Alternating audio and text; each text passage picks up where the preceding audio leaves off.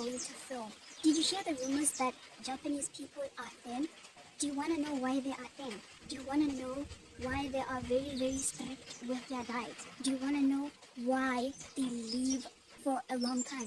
Do you want to know why it's easier for them to participate in sport? Just do a comparison of the Japanese diet and an African diet, and tell me what's the difference between our diet and their diet.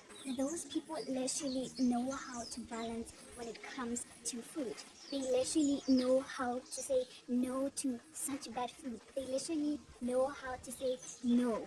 They literally know how to say yes when it's convenient for them to say yes. Apparently, the Japanese diet includes a lot of things. The Japanese diet includes a balanced diet. Although people say it's not retainable, it's not attainable, you cannot attain it for a long time, but that is because you tell yourself that you cannot do it. That is because you put it in your mind that you cannot follow the Japanese diet, because you put it in your mind that you can. And if you cannot, you are definitely not going to follow it. I hear this day. Just about yesterday, I was busy watching videos of like Japanese people, of like Japanese gays, and all I see is like 80% of them, they are in shape. 80% of them, they are thin. But do you want to be thin? Or do you want to be in the middle? Or do you want to be big? It's the decision that you make for yourself. So let's go into detail about the Japanese diet, about the Japanese life, and what they do on a daily basis. Apparently, the Japanese diet includes a lot of things, but some of the other things, they are actually removed from their diet. Diet doesn't really mean you have to eat grains all the time. Diet doesn't mean you have to starve yourself to your horses, because eventually when you starve yourself, when you don't eat on a daily basis, it's going to get to you. You are going to get thin, and then when you get thin, after a certain period of time, you're literally going to gain the weight back because you did not do it the right way, and you don't know how to balance the food-life balance, the diet. So the Japanese diet consists of things like soy, fufu, rice, cabbage salad. It consists of noodles. It consists of greens. They know how to mix their food. They know which one is good and which one is not good for you. Their diet removes dairy products. Their diet removes junk food. Their diet removes all the things that are actually bad for you. The sugary stuff is not in their diet. And you want to know what they actually drink? They drink vinegar. They drink apple cider vinegar on an empty stomach before they eat any food, because that helps and aids with digestion, and it also helps with weight loss. So I am not really surprised why they are so thin and why they are so in shape. I think that the Japanese diet for me is the baddest diet ever. They do not only drink that, they drink green teas, tea that is not sweetened. They drink drinks that are made from nature, drinks that are not made by the people. Is it a good thing or is it a bad thing? It's not a bad thing, especially if it comes to your health. You have to put your health first in everything you do, and everything else will follow after. Have you ever seen their skin? Their skin is flourishing. Their skin is out of this world just because they know how to balance this life thing. And guess what? You'll find an old Japanese 70-year-old man or woman still walking like he's in or she's in her 20s. You'll find them jogging. You'll find them running early in the morning. You'll find them doing cardio. Some are lifting. Some are doing at least something. They are not being sedentary. They are not sitting around. They are doing their steps every day. They are showing up for themselves. And then you find us black African people. You find us African people. You find us that we eat non-stop. We don't track our meals. We don't check what is good. We don't know what balance is. We just eat whenever we feel like it.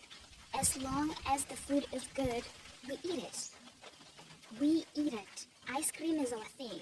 Pop is our thing. Although pop is not a bad thing, but you should know how to balance. Snacks is our own thing. Coke is our own thing. We don't know how to balance those kind of stuff because at an early age, we were never told about health. We only prioritized basics first because we didn't have money. But there's someone out there who has a lot of money. I know there's someone out there. There's you and you and you. There's you and you and you. You're just not prioritizing health. You're just not doing what you're supposed to do, but you literally have the freedom and you have the money to buy all the good things. Oh, by the way, their diet also consists of protein food. They have things like the meat, what's this, ribs, but they don't eat it in big amounts. They wrap it with a cabbage.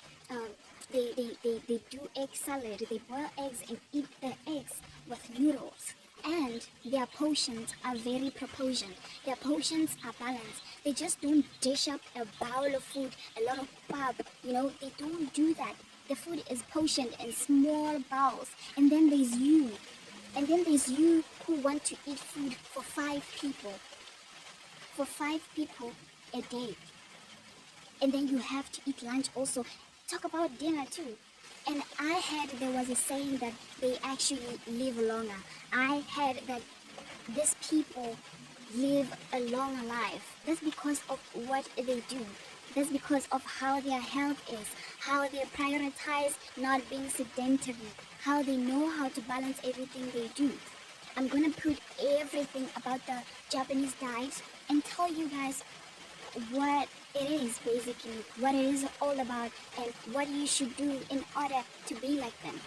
So what are you going to do in order to be like the Japanese people? It's either you want to be thin or you want to be halfway. What are you going to do about it? I suggest that you start balancing your life. Eating good is the first thing that you must do. Eating good and balancing your meals is the first step that you must do. Be on a calorie deficit, so that you are able to lose the fat on your arms, on your abs, on the sides of your stomach, or at the back as well, the thighs as well, and everywhere where you want to lose fat, even the face fat. If you want to lose the face fat too, you have to be on a calorie deficit. Make sure that you're taking your steps on a daily basis. Make sure that you walk on a daily basis, at least 10,000 steps, or at least get out of the house. Know how to balance your meals. Do not just consume anything that you see. Do not just eat anything that you see, anything that is served in front of you. Not everything is good food. Do not be lied. Do not be lied at. Make sure you don't get distracted. You sleep at least 8 hours or so. Make sure you get in your sleep and be productive. Do not do the thing of waking up early at 5 a.m. because as the time goes by, during you're literally going to sleep because you'll be tired because you woke up early. At least wake up at 8 or somewhere around 9. That's when I know that you're going to be productive.